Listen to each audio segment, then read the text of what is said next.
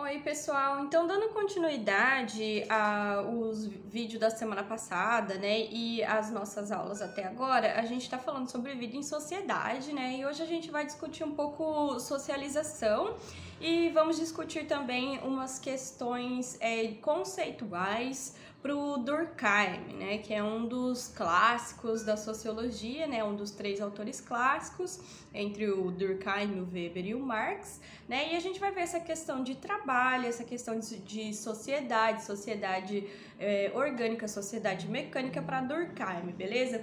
Então, a gente parte da pergunta, né, o que é socialização? A socialização é um processo pelo qual o indivíduo ele vai internalizar o coletivo, né? Ou seja, através da socialização é que as ideias, os valores, as crenças, as nossas normas e costumes, elas são estabelecidas pela sociedade, né? Através do coletivo, da nossa relação social. Então, pela apreensão dessas normas, né, dessas ideias que a gente se adapta aos grupos que a gente faz parte, né, dos grupos que a gente está inserido. Então, a socialização, ela é um processo dinâmico e ela vai se tratar de um processo de formação da nossa identidade, da identidade coletiva e da personalidade, tá?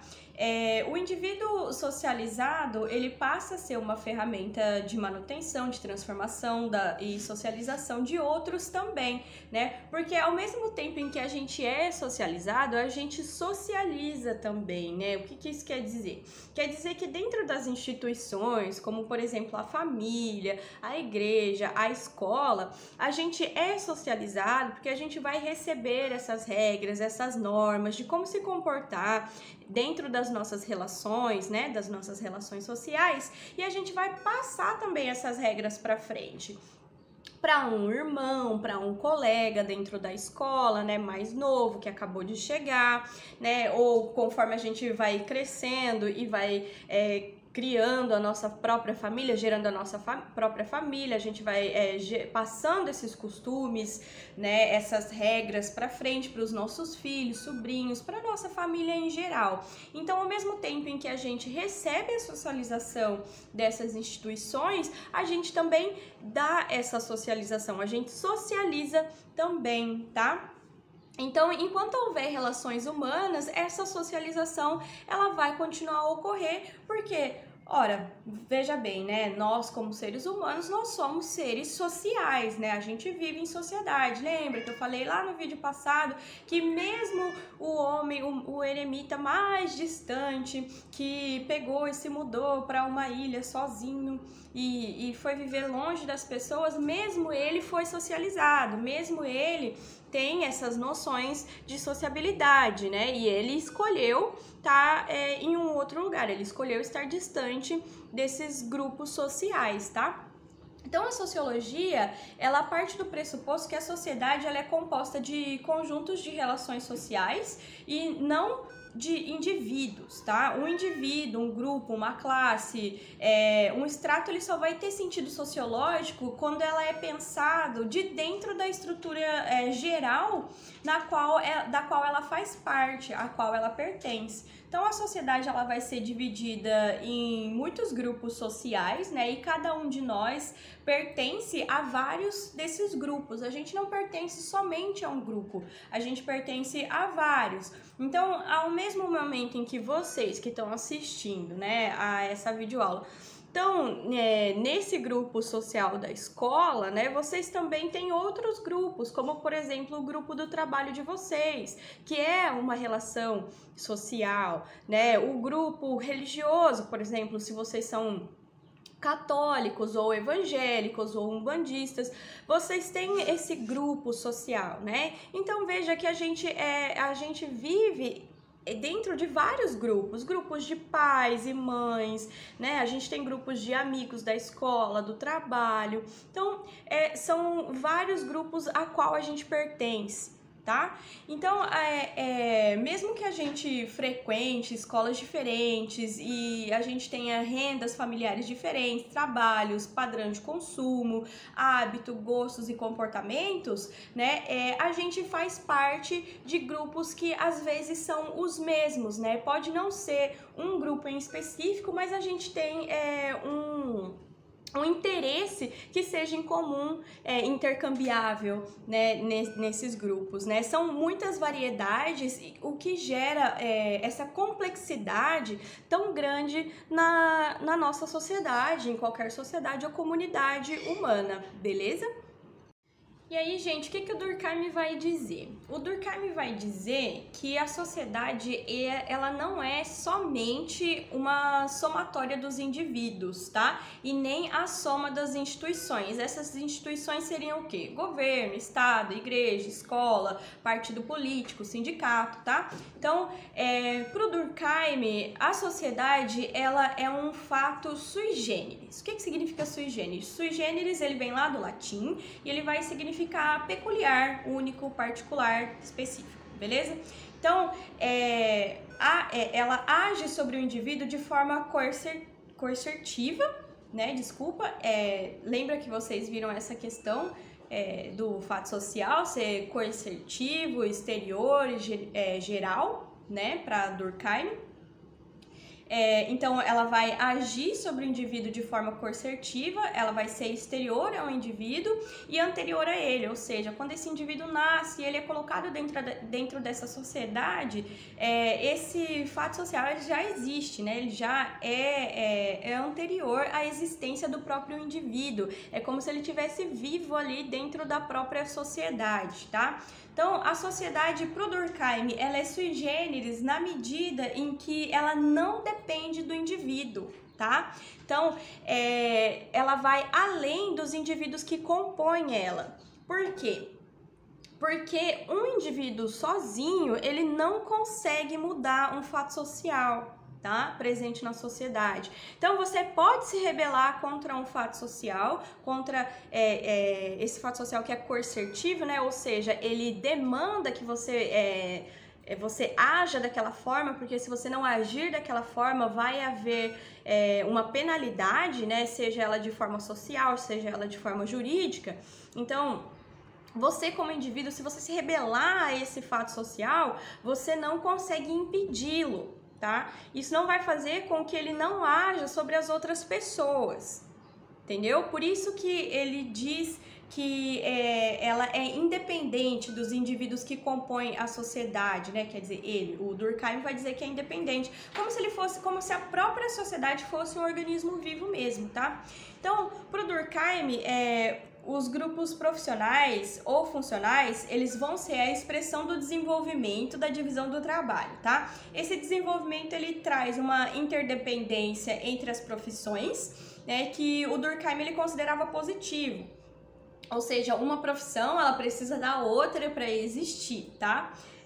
Embora ele também acabe, essa divisão, né, do trabalho, ela também acabe por afastar os grupos na medida em que os indivíduos eles se tornam cada vez mais especializados na própria função, tá? Ele a mesma questão da alienação do Marx, né? Que você se torna tão especializado em somente uma coisa que você acaba ignorando as coisas em volta ou as coisas que levaram até a sua especialização, beleza? Então, assim, os valores e as crenças, eles são compartilhados pela coletividade de cada grupo, né, que vai desenvolver os seus próprios valores e as suas próprias crenças através dessa especialização, tá? Então, Durkheim ele vai considerar que as normas e os padrões sociais, eles determinam a conduta individual, tá? Esse conjunto de relação social é o que confere para cada sociedade um caráter único, né, específico. Então, para chegar nessa conclusão, Durkheim ele escreveu uma teoria de desenvolvimento das sociedades e ele elaborou uma análise sociológica que vai estabelecer a distinção entre duas formas de socialização, que seria a solidariedade mecânica e a solidariedade orgânica. E aí, então, galera, a primeira solidariedade que a gente vai estudar, o primeiro tipo de solidariedade é a solidariedade mecânica, tá? Que pro Durkheim estava presente nas primeiras sociedades, né, nas sociedades mais antigas, humanas, e elas têm como característica um baixo nível de divisão do trabalho, né? E o elo entre a sociedade e os indivíduos é uma forte consciência coletiva, tá? Então é esse agir coletivo, esse viver em coletividade, tá? Então, a expressão das crenças, dos valores rígidos dessa época, desse período, é que vai dar essa consciência coletiva para esses indivíduos, tá? Nesse tipo de sociedade, os indivíduos, eles são parecidos entre si, tá? Isso não quer dizer parecidos fisicamente, né? Quer dizer que eles são parecidos no agir, né? E na forma de pensar. O que reflete a própria estrutura social da época, né, que são os valores e as crenças muito rígidos, né, e eles são regulados por uma moral coletiva muito forte, tá, essa consciência coletiva. Qualquer tipo de infração que quebrasse essa moral era corrigido, era penalizado através de sanções, tá, que tentavam procurar restabelecer imediatamente a ordem do sistema social, para que essa infração não fosse repetida, né? Eles queriam que a ordem voltasse ao normal, né? Ao natural. Então, com o desenvolvimento da divisão do trabalho, as formas de solidariedade, elas passam de mecânica para orgânica, né? A forma de solidariedade orgânica, ela vai se desenvolver conjuntamente com a divisão do trabalho, tá? Esse processo de diferenciação social, ele vai se tornar cada vez mais intenso. A gente consegue ver, e vocês viram também nas aulas de história, que essa questão da divisão social do trabalho, ela vai ficar cada vez maior, porque quanto mais dividido o trabalho, mais rápido e mais eficiente ele se dá. A produção se dá de forma mais rápida, né? Consegue se produzir mais com uma maior divisão do trabalho. Apesar de que essa divisão do trabalho, ela vai gerar a alienação, né? O que isso quer dizer? Quer dizer que quanto mais específico é o seu trabalho, quanto mais você se especializa em apenas um item, né? Mais você se aliena dos itens ao redor, né? Isso é uma questão em Marx, né? Que o Marx vai chamar de alienação. E isso quer dizer que você deixa de prestar atenção, deixa de conhecer os outros processos que não são aqueles diretamente ligados à sua especialização, tá? Com a forma de solidariedade orgânica, né, ocorre também o processo de diferenciação social, né, que vai se tornar cada vez mais intenso. Né? O que isso quer dizer? Quer dizer que aqueles laços, né, sociais que eram característicos da solidariedade mecânica, né, que eram as pessoas, os indivíduos agindo de forma parecida entre si, elas vão se enfraquecer. As pessoas vão começar a ficar diferentes, pensar de forma diferente, né? E essa consciência coletiva, como um elemento moral de agregação e integração dos indivíduos, ela se torna mais fraca diante da desigualdade, da diferenciação das funções profissionais especializadas, né? Ou seja, diante da divisão e da especialização do trabalho. Então, a interdependência funcional entre os indivíduos, ela vai marcar a solidariedade orgânica. Por quê? Porque como você, por exemplo, lá na sociedade mecânica, você era um artesão e você fazia todo o processo, né, de criação. Um exemplo que eu sempre uso nas minhas aulas é um artesão que faz potes de argila, né? Pote que é utilizado para armazenar água, comida, qualquer coisa, ele faz potes. O artesão, lá na sociedade mecânica, ele vai até o rio, ele vai pegar essa argila, vai moldar a argila no formato do pote, vai fazer o processo de cura, queima, né? E vai queimar, né, o pote, e ele vai fazer a arte do pote, vai pintar e vai entregar esse pote dele para as pessoas na sociedade utilizarem ele, né? Seja para qual for essa utilidade, para colocar água, comida, transportar alguma coisa que seja. Na solidariedade orgânica, com a divisão do trabalho, o que acontece? Uma pessoa agora é responsável por retirar essa argila do rio, uma pessoa vai ser responsável por moldar essa argila no formato do pote, uma pessoa vai ser responsável por fazer a cura, a queima desse pote, e uma pessoa vai ser responsável por fazer a arte. Cada uma dessas pessoas, elas não vão saber o processo completo, inteiro de fazer esse pote, até essa matéria-prima que ele retira lá da natureza virar um bem de consumo. Ele não vai saber fazer, ele vai saber fazer só aquilo que ele faz todos os dias, a especificação do trabalho deles, né? Então, quem tira argila vai saber só retirar argila, as melhores argilas para se moldar lá do rio. Quem molda vai moldar os melhores potes, mas é só isso que ele vai fazer, ele não vai saber de onde vem essa argila, ele não vai saber como que vai ser feito a cura, né? Se é pelo tempo, se é por queima, e quem faz a arte não vai saber de nenhum processo anterior a ele só vai realizar a arte, entendeu? E quem vende só vai realizar a venda desse produto final, tá? Então, na solidariedade orgânica, um trabalhador vai precisar do outro para poder realizar para poder, nesse exemplo mesmo, né? Para poder criar esse pote. Então, ele não vai ser mais um indivíduo que detém todo esse conhecimento, mas ele vai precisar de todos os outros para poder finalizar esse produto, tá? Então, existe essa interdependência funcional entre os indivíduos nesse tipo de solidariedade, na solidariedade orgânica. Então, para o Durkheim, a divisão do trabalho ele é um elemento central para qualificar essas duas formas de solidariedade, tá? Tanto nas sociedades capitalistas, como em todas as outras sociedades que vieram anteriormente ao capitalismo. Então, o Durkheim ele se dedicou a entender os princípios gerais, né, que motivaram o desenvolvimento das sociedades até o capitalismo.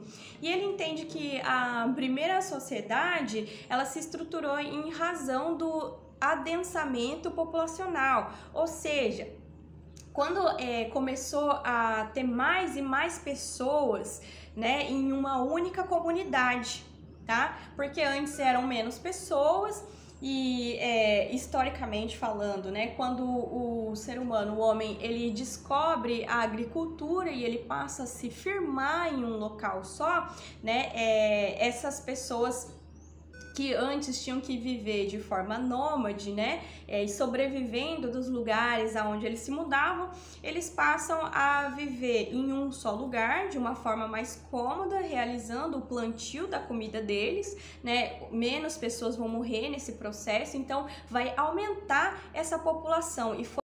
Então, galera, pro Durkheim, tá, vai ser essa expansão populacional, essa condensação populacional que vai fornecer as bases necessárias para o crescimento econômico característico do desenvolvimento da divisão do trabalho, tá? Então, para ele, os grupos profissionais, eles vão fazer parte central da divisão social, tá? Então, as classes sociais, elas são pensadas com base nessa fundamentação funcional, ou seja, pela sua função, tá?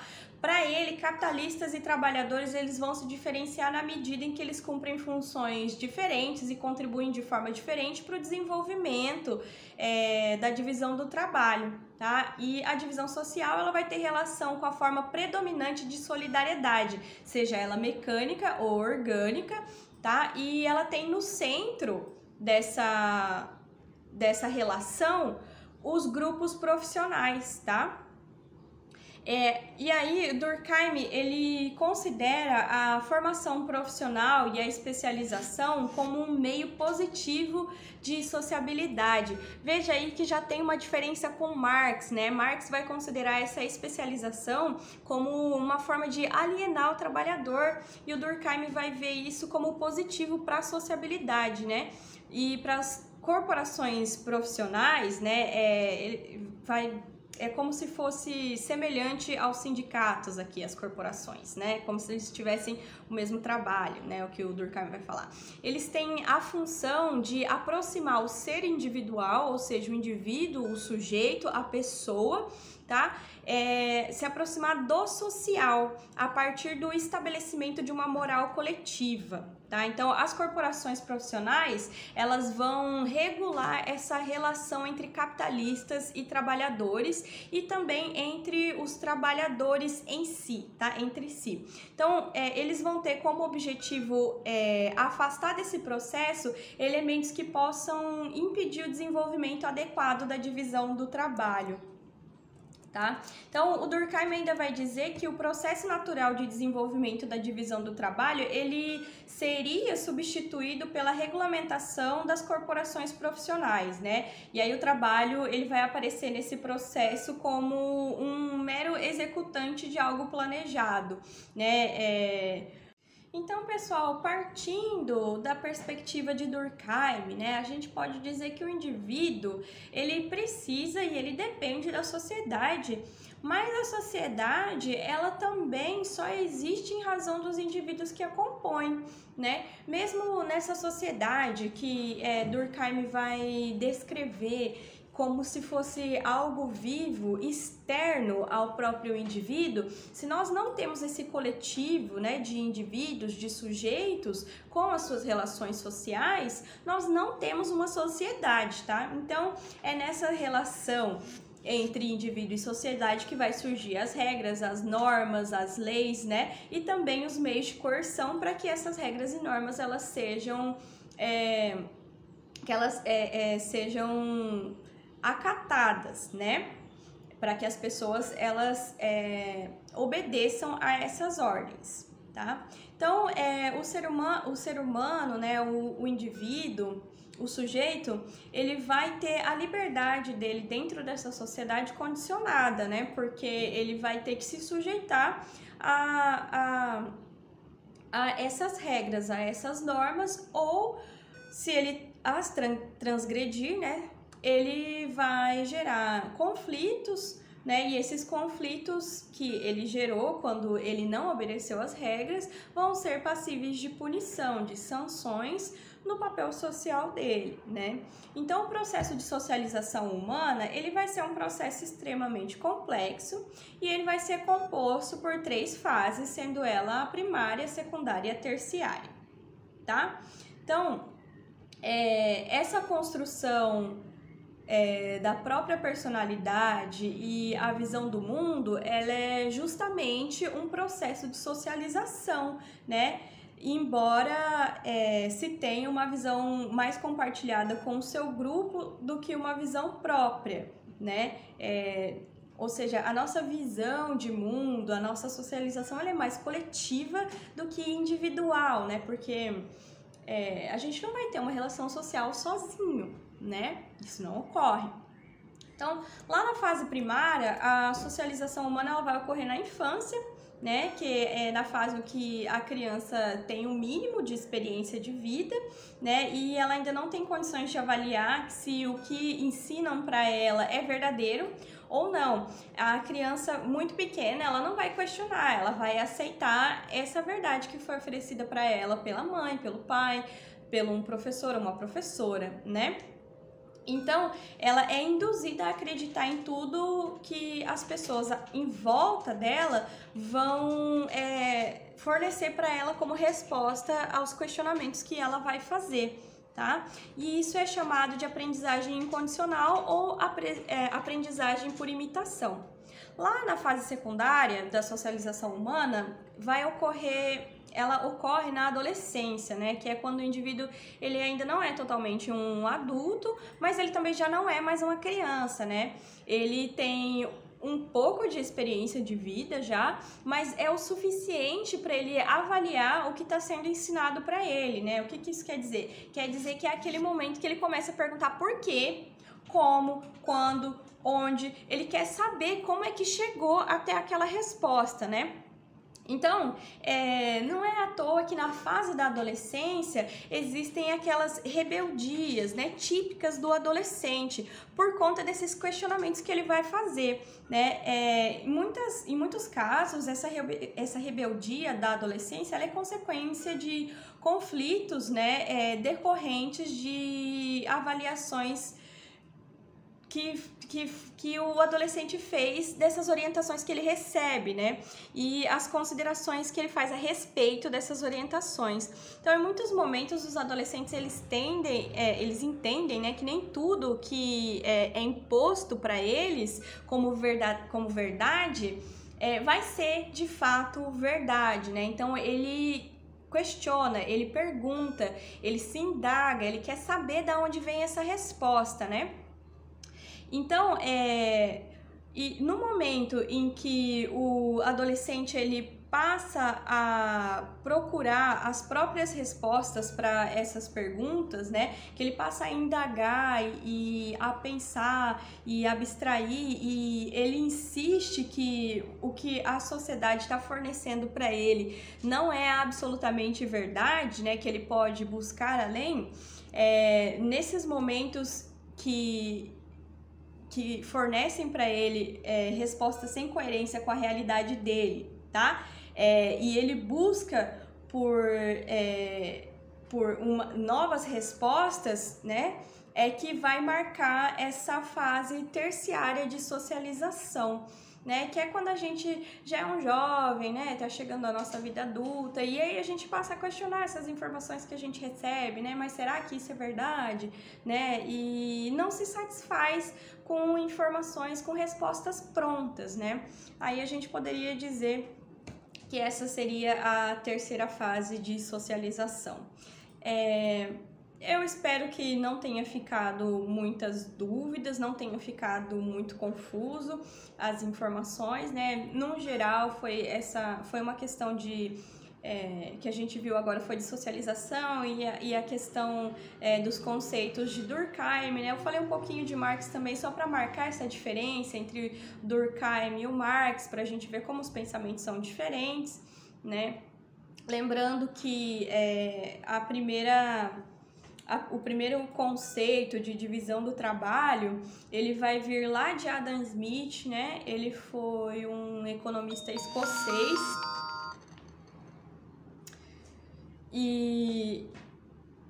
E aí, depois, Durkheim, ele passa a desenvolver essa questão de divisão do trabalho com as ideias próprias dele, com os conceitos próprios, tá? Seria isso por hoje. Eu espero que não tenha sido tão cansativo. E é isso, gente. Valeu, obrigada por assistir e até a próxima.